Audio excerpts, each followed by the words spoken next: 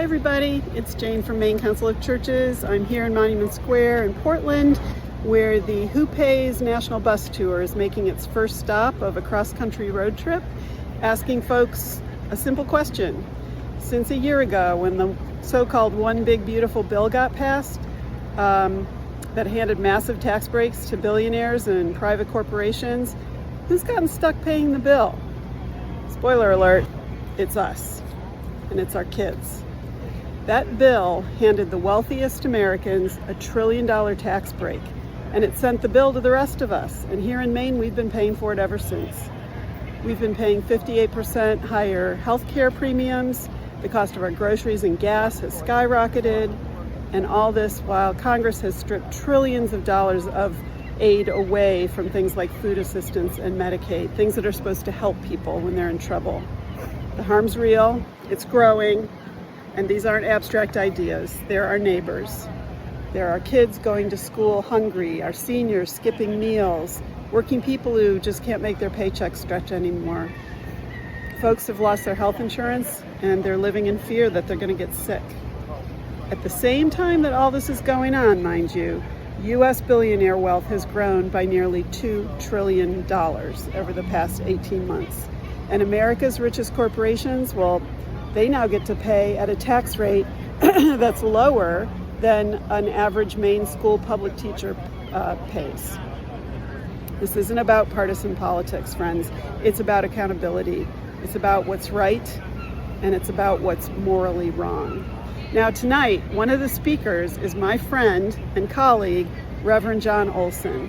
He sits on the board of the Maine Council of Churches, and I can't wait to hear what he has to say about the impact he's seeing that this all has on rural Mainers.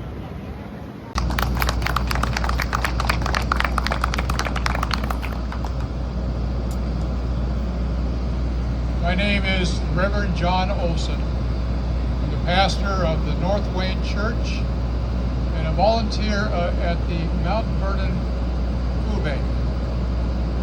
The Mount Vernon Food Bank serves 85 families from the communities of Mount Vernon and Vienna, with a combined population of 2,300 people. And the number is growing.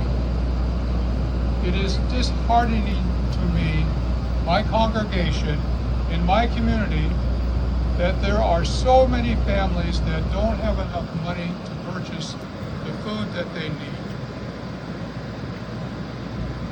In the midst of this growing need, we are seeing reductions in the Emergency Food Assistance Program, a federal program that provides emergency food to low income, as well as we've been seeing reductions in the amount of USDA surplus foods.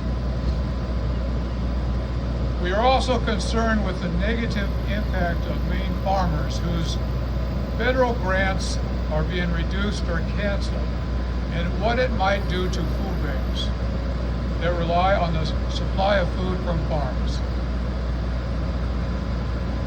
In the gospel reading of Matthew, Christ tells us that we need to feed the people who are hungry. We are not doing this as we should.